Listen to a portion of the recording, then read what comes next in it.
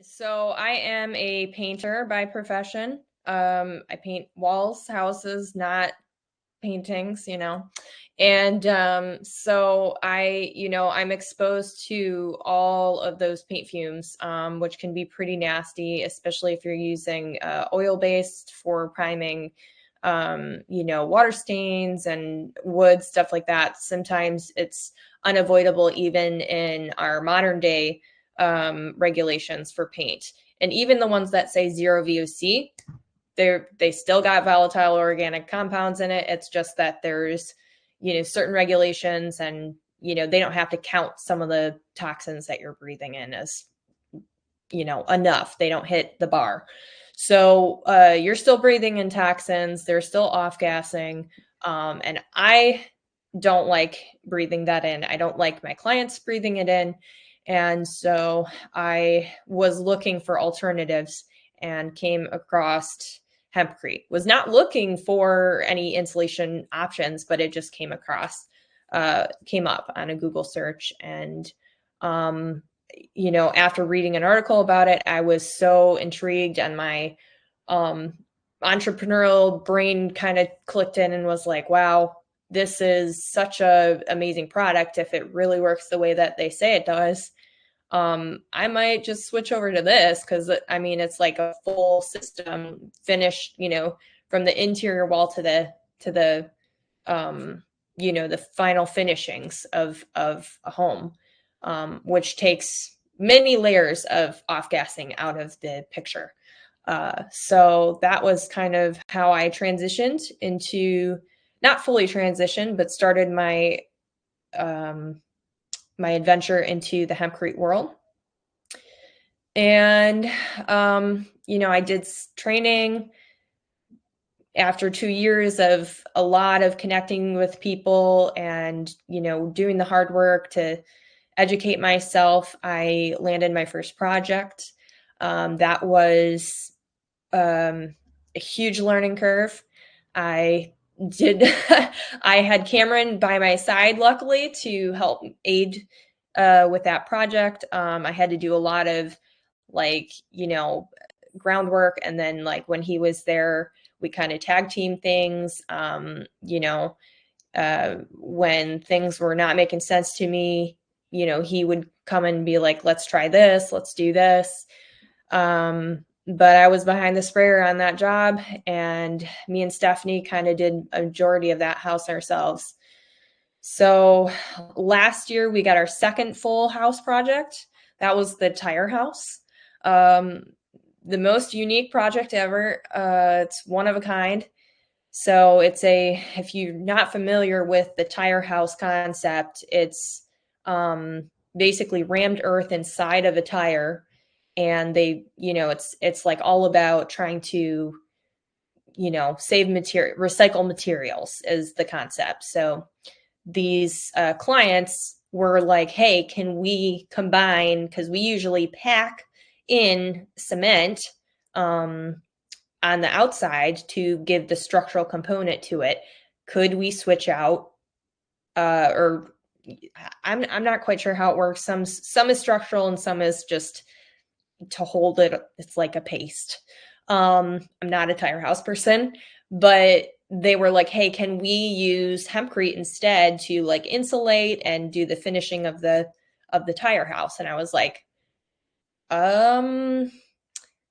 yeah, I think we can. And, this is how we would have to do it. But there was a lot of trial and error with that project. It was just as much a headache for me as the first project was, because it was so entirely different.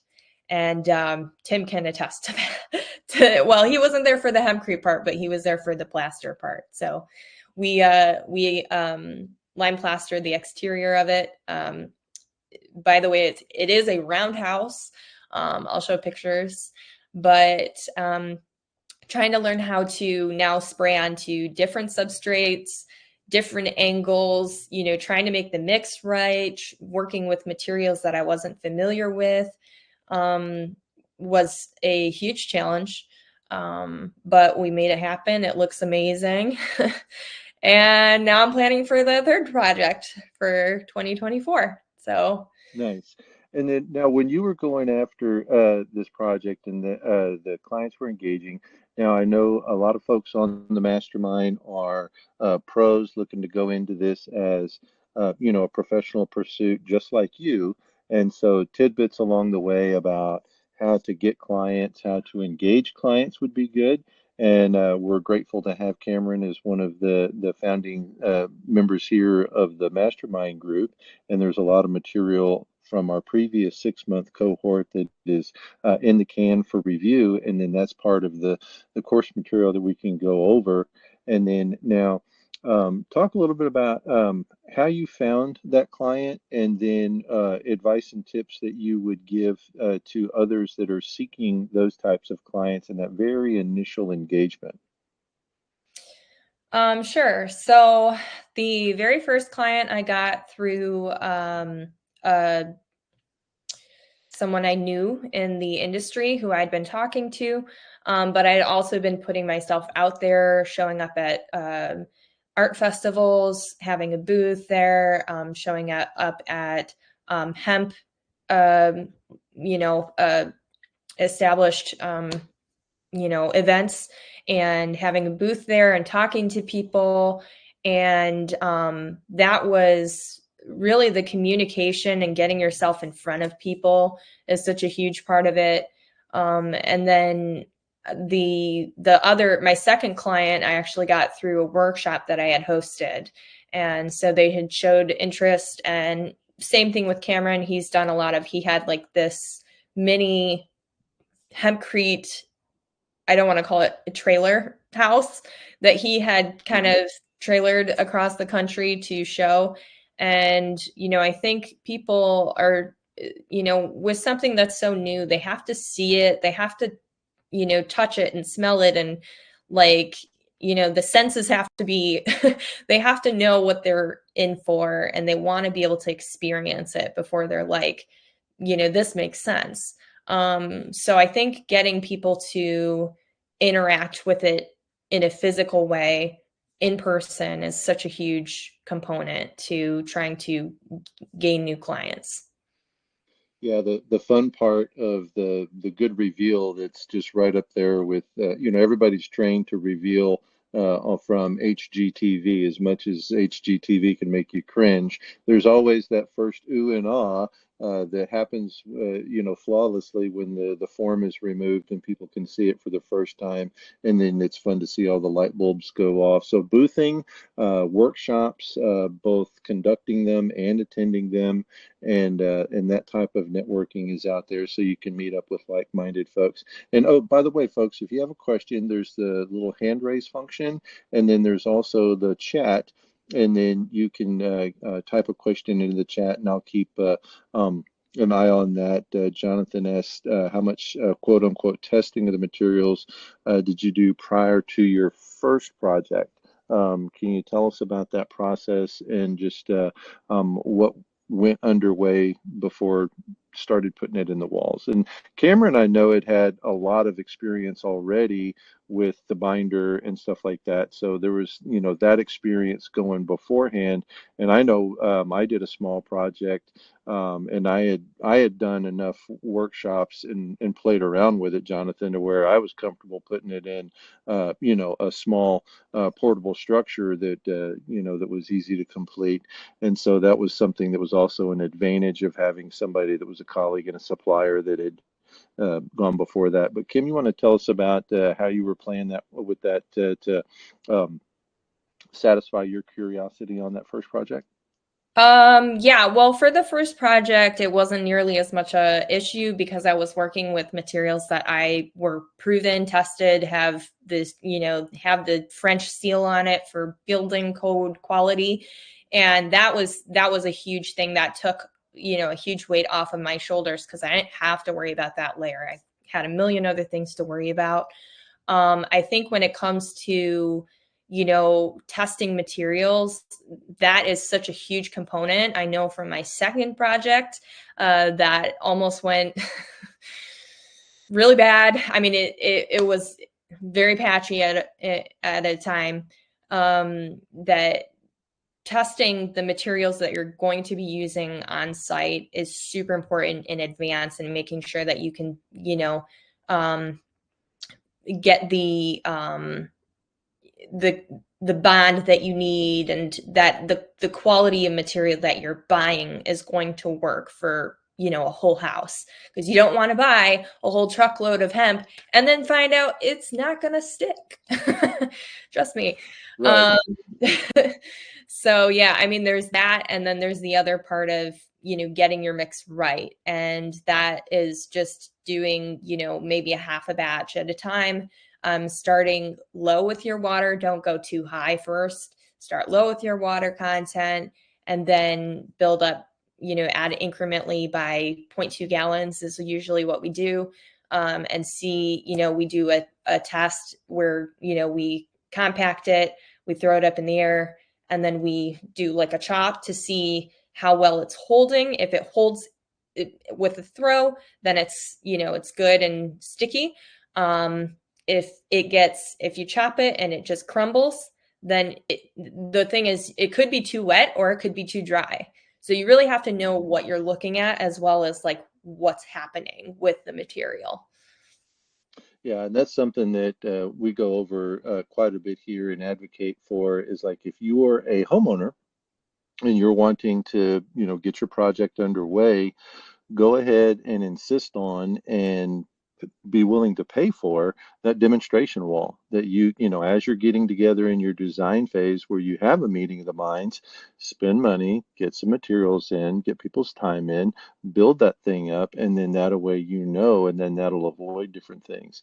I know on our own project in San Antonio, we were putting it in. You know, uh, it was a pier and beam house, and we had that insulating under the subfloor, and so we had, oh, I don't, a bunch of several days worth of batches that we could just play with because it wasn't as critical in the subfloor as it would be in the wall. And so we could try to break it, so to speak. We could try to make it too wet, too dry, and then kind of where we dialed that in. So we had a lot of play with it opportunities.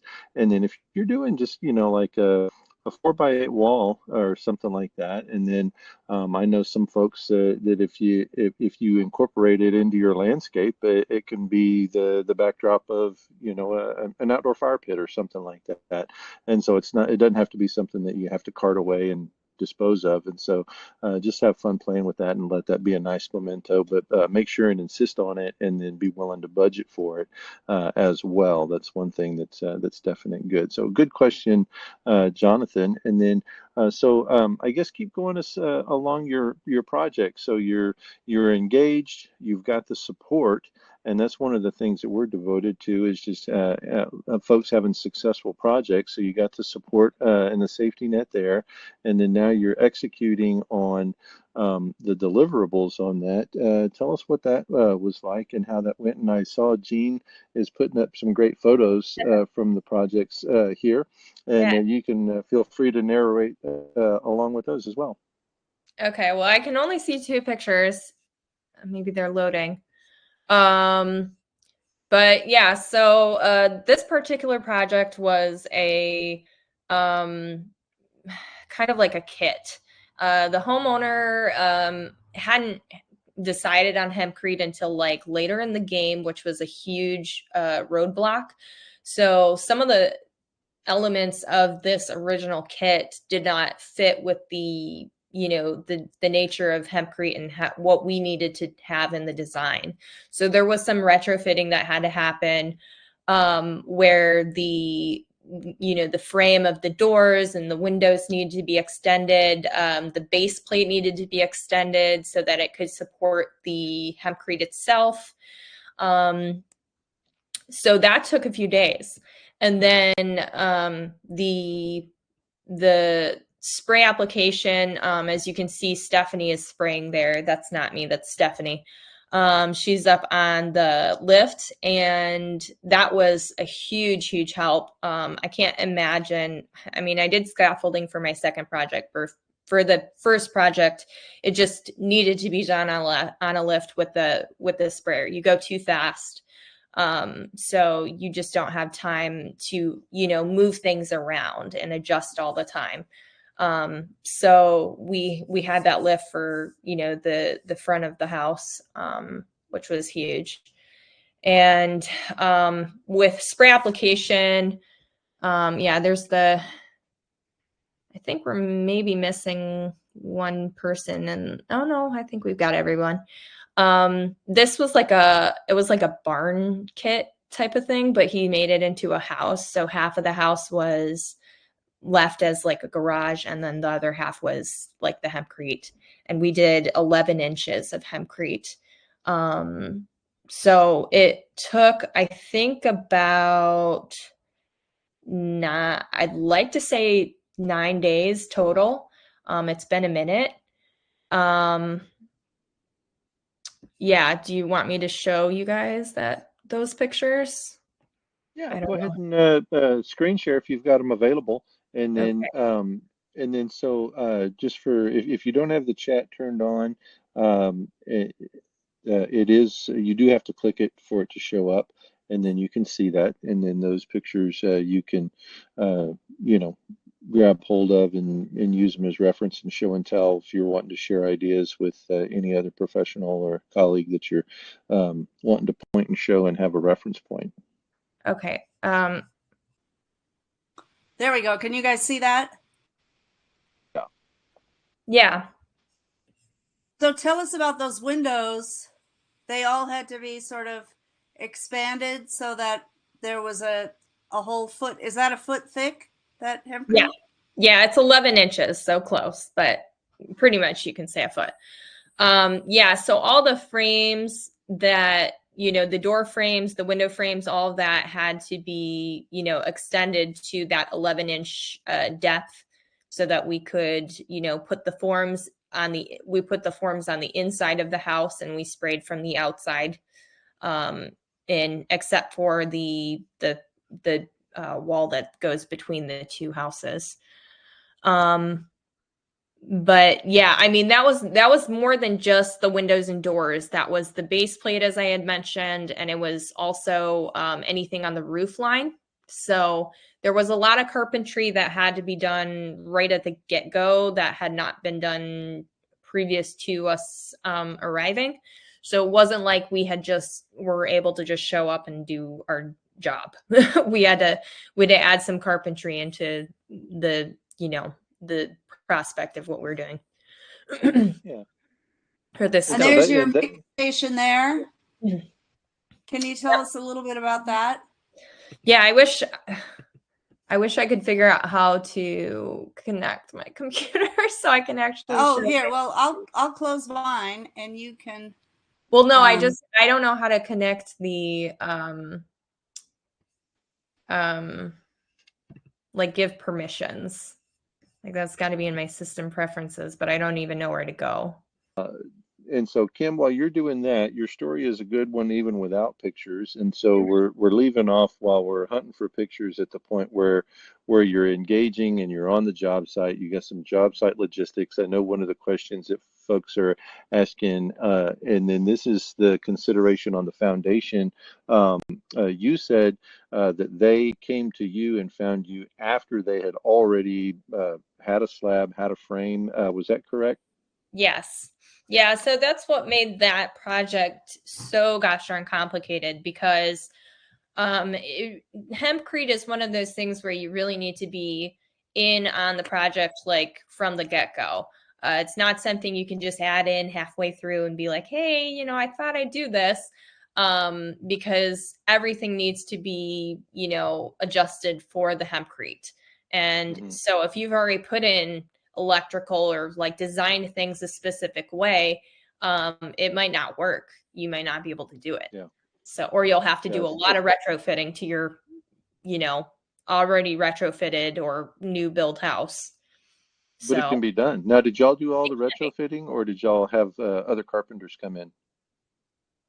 for the first house, Yeah, we did that. We did the yeah. carpentry. So it's nice to have some skills. And Yeah. Yeah, Kim and crew have the skills to pay the bills. And so if you're going to do hempcrete, I know there's several that are this as a career path, it behooves you to put on the tool bag and jump in with a framing crew, because it's nice to know about that and the things they do. And then pay attention to what the electricians are doing, pay attention to how the plumbers have to make things go through things and different things like that. And sometimes they just have to murder, chop, and butcher, and then you don't want them to have to do it twice, or you have to do your work twice. And so a lot of those other cross training with trades has been very instrumental for me. Okay, so you got some pictures, and so now you can Yeah, talk These us are through some of the those. pictures that you were sharing at South by Southwest last oh, thank year. you, Jean. Thank you.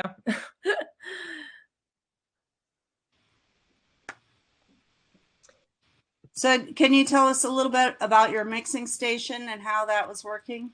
Yeah, I'm just kind of like downloading things at the same time. So I don't know if a video is gonna work, but we're gonna see if that connects. I don't know what kind of system you guys have there. Yeah, so that particular image that you have on there right now is actually cleaning out the tubes after the after we're done for the day.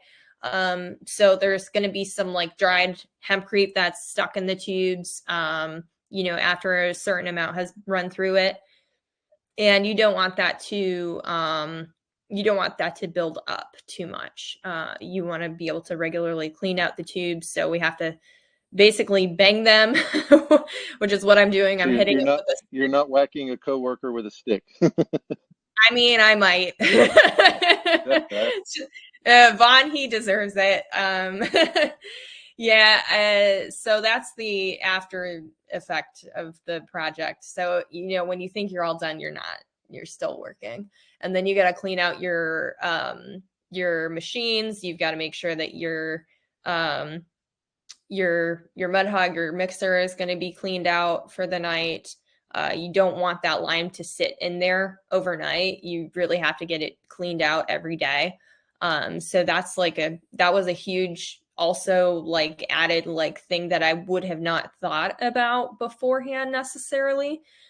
Is that added time of just, getting the site prepped in the morning, but also the amount of time that needs to be taken to clean up at the end of the day as well.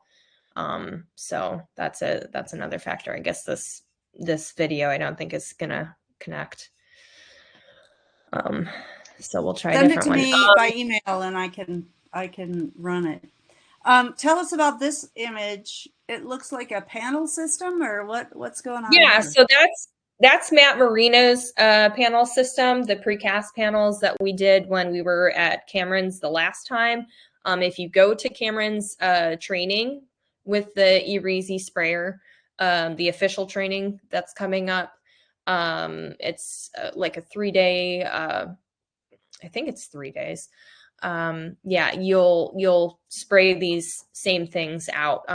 It's basically custom made to the home, so they add in windows and doors in the frame, and then you spray out all the stuff that's going to be the insulated part.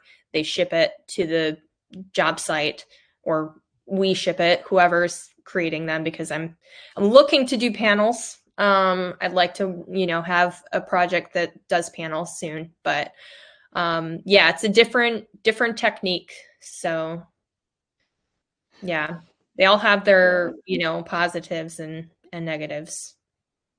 Yeah, and these are the cooks in the kitchen coming together to come up with the best way to do this. And so this is a good example of collaboration. And then we've also got scheduled coming on here Matt Marino, and then they've just done a project with the Lower Sioux in North Dakota that's very exciting. And Cameron was Minnesota. talking a little bit about is that Minnesota, or is that Yeah, Matt's Morton, in North Minnesota. Dakota?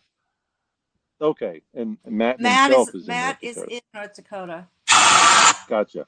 And so, but I tell you All what, right, let me stop sharing. Well, here's Stephanie doing, and what is she working on here? This is the plaster? or is Yeah, this? so this was a plaster workshop that we did with Cameron. This was actually like a paste. It wasn't really a true plaster. This is kind of a experimental, combination of different things. It's a like lime slurry with hemp incorporated. That's installed by hand. And instead of doing like the 3-coat system, for example, that you need to, have somebody who's experienced to be able to do that. That was the solution to, kind of like the DIY. Now, I know that it has failed before on projects. So, again, this is kind of an experimental finish. And I don't know if anyone has really fine tuned it to make sense. But that was what we were doing in that picture. And that's got the advantage of you can show off the hemp and still see it a little bit. It's got a visual to it, and I know that was there at Eric's project in Pennsylvania, and there's just a lot of neat look that they were playing around with and achieving on that. So that's a real nice project that y'all had there. Um, well, Kim, uh, wind us through kind of the rest of the project and execution and give us some wrap up, and then we'll bring Gail up and then let her go through her case study, and then we'll let you two kind of riff back and forth with some questions thrown in. So what were some of your going through the projects? We talked a little bit about the logistics. We got a chance to look at how the mixing station is, and we talk a lot about those logistics in the course, and so people can reference those sections as well. And then it's nice to get, job site feedback from folks who have actually done it. And then, talking about the difference between lifts and scaffolds and stuff like that. So map us through the transitions and then some of your takeaways, and then we can bring Gail up, and then we can just open the conversation up from there. Sure. Transitions by meaning what exactly, though? Well, going from setup to the middle of the project to finishing it up, prepping for plaster, both the house that we have pictured as well as the tire house. I know there were, the beginning, the middle, and the end. Sometimes projects can feel like they're going on forever. Sometimes there are key points, and okay, now we're done with this, and now we do that.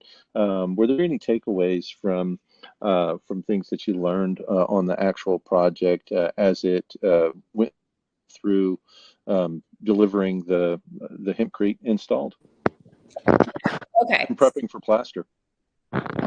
Yeah. So I would say if we're really talking about the full process here, at least how I was, involved with the process, it was all the way from discussing the plan, talking, going over blueprints or going over, having pictures and designs of the project, discussing with either builders, different, contractors that are going to be on the job site, making sure that they know what they're supposed to be doing was my first role in the process.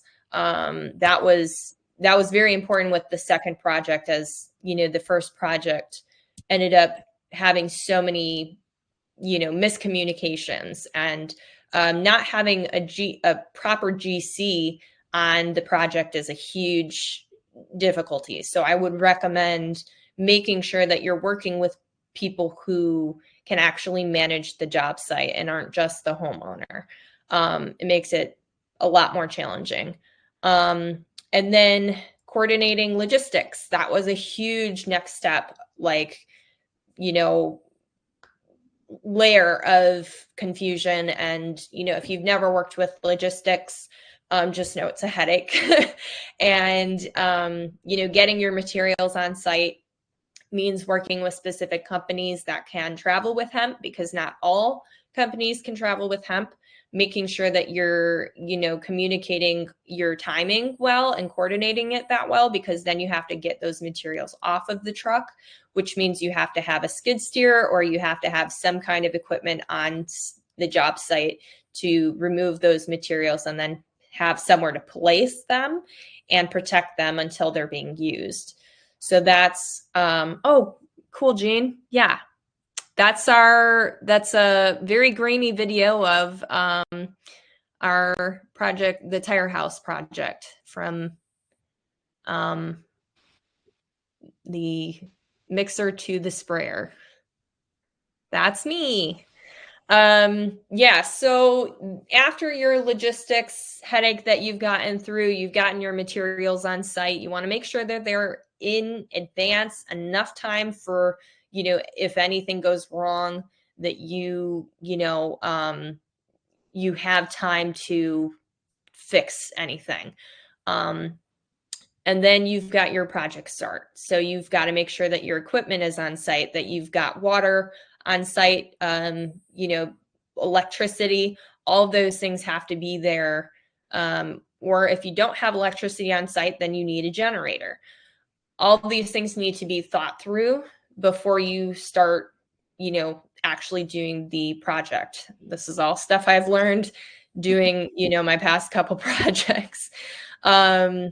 So, and then, once you get started, making sure that you're going through with your crew, whether you have complete new people on the crew or you have people who are, who you've worked with beforehand, making sure that they are properly fitted with their, with their PPE, make sure that they're protected, because we did have a few things that happened on our last project that were potentially were very dangerous.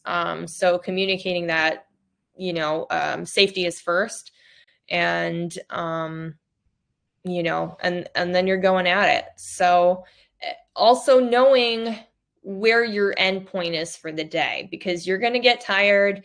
And sometimes if you start a batch, there's certain things that you can't, start and then stop at a certain, at a certain point. You kind of have to have a plan in your head ahead of time to, like, this is as far as we're going to go, because if we go any further, we're going to run into issues. We can't like stop and start at this specific point for whatever reason, design reason or whatever. So those are all important things that I've learned through my process of, doing these projects. I think that's a pretty good overview, I'd say. Can you talk about, no. it looks like you sprayed this one from inside instead of outside. Sorry, Jean, say that again. I was looking at Michaela's. It looks like you sprayed this one from the inside instead of the outside. Like, what was on did both. We sprayed both from the inside and we sprayed from the outside. So the concept was that we couldn't go with as thick of a depth because it couldn't dry out, since the center of it was dirt and tires. So, it didn't have the normal aspect that hempcrete houses have, which is the vapor permeability. So in order to kind of like get around this, we added some wood blocks to fill the voids where the tires met, because there's that crease between tires. And then we sprayed out to like a maximum of 6 inches was like where we tried to stay. But I think some areas ended up being more like 8 inches. So it might have varied between like 4 to 8 inches. And that way it could actually dry out properly. And we did both the inside and the outside so that they had the finishing look with plaster and everything like that. Yeah, and Michaela has a question about talking about the hemp that y'all were using that didn't stick. And so talk a little bit about that. And this is a good preemption to the standards that are coming up that the USHBA, which everybody who's joining on through the Mastermind course, y'all have the membership there, and then y'all can have influence in that decision-making process and that cultivating ideas. And then I'll go ahead and pitch for jumping on with the ASTM. That's also a good worthy effort, and they're going through the measurement standards first so that we can establish some of these standards. But Kim, share about the experience that you had and just how the difference of the shape and whatnot of those can really wreak havoc on the job site and the performance of a system. Yeah, for sure. I will get into that question. I just want to really quickly respond to Kathy's question about the carriers. Hempcrete is still kind of considered, or hemp itself in logistics is considered a, illegal substance in the mind of, the government and all that kind of stuff. So it's like, they're just, it's like an iffy line for them in their mind. They still can't quite understand what hemp is, in the form of, wood chips essentially. But anyways, so Michaela, hi, I miss you. The thing I was referring to is that when we had ordered from a domestic source, I had ordered a sample bag, and going back to that testing question, I didn't do enough testing in advance to really see how that was going to respond in a real life scenario of building. And so when we were on site, there was a lot of inconsistency in the bags. We had a lot of dust. We had a lot of fines in there. It was the percentage of fines was way too high. The percentage of dust was way too high. And the shape of the hemp herd itself was almost like a oval as opposed to like, a shard of, wood. So there was it was very rounded edges. There was nothing to grab onto. And the differentiation between the sizes was not varied enough. So you had a lot of large pieces, and then you had a lot of really tiny pieces. And putting them together in a matrix, which is how it's supposed to work, was not working. It wasn't successful. They were just kind of like floating on top of each other as opposed to like binding together. So when, we usually, create our ball, it just kind of like sucks itself together. It just kind of like, sticks together in a matrix. But this was just kind of, sitting on top of itself. And when we went to spray it, it wouldn't actually bond because it was, the lime was getting sucked up into the center. It was, nothing was coated properly. So that particular quality of hemp was not even good for the sprayer. It was also not good with just regular, cast in place. It was not sticking together. So Yeah, so it's a difference of, either this or this. And yeah. then when it mats together, that's when the longer pieces grab hold and you've got that effect. And so I think there was one other question that we can hit. Was this permitted, the tire project? Was that, or is that out in a rural area? It was permitted as I forget what it kind of like fit into, but they had almost like a compound there. Like they Hmm. have like it's an Airbnb, and they built this like massive I don't know, steel warehouse type structure where they're, separating it into a whole bunch of rooms and a big kitchen, and then they had the tire house on the side. And so it was kind of like almost considered like an outbuilding in some kind of weird way. So it fit the, you know, whatever permitting, sideline they got into, they were able to do that for that particular project. But I So, have not seen any issues with permitting so far yeah. with any of my projects. As when they've asked you on as the pro, have they asked you to be involved in that, or are you coming in and then you let them handle that, and that's already a done issue? Yeah, I have not had need to be involved in any of the permitting, thank goodness, because I have enough, responsibility on my shoulders. I think I would, if a client asked me to, I would, but, it's pretty easy right now just because of the fact that we are now officially into the RIC, and that, there's so much data now that we can show. So, if anything, I might like pass to the, homeowner or the architect or whoever's working on it, some, specs, and, and then it's kind of up to them to sell it. Yeah. Well, super. And so do we have time?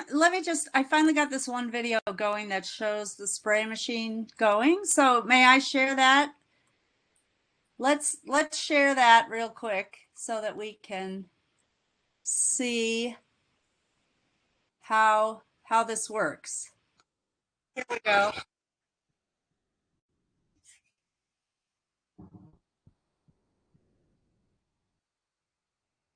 Yeah, it's a little, the quality is a little low, probably because I had to transfer it to your email, but we can't hear the sound. But something to note is when we're doing this spray application, it is quite loud because of the compressor and the strength of the sprayer itself. But I don't know if you can kind of tell in that video, but it comes out really fast. We need like a very, very heavy duty spray machine or a compressor to be able to get the velocity that's required to, move the material and not get it stuck in the tubes. So, and just really quickly, preferable spraying, hand trolling is not, it would be hand cast or spraying or precast. So either precast blocks or precast whole panels. So there are pluses and minuses to both. You do get a very regulated R value of 2.2 with the eReasy materials versus sometimes a lower R value with different methods. So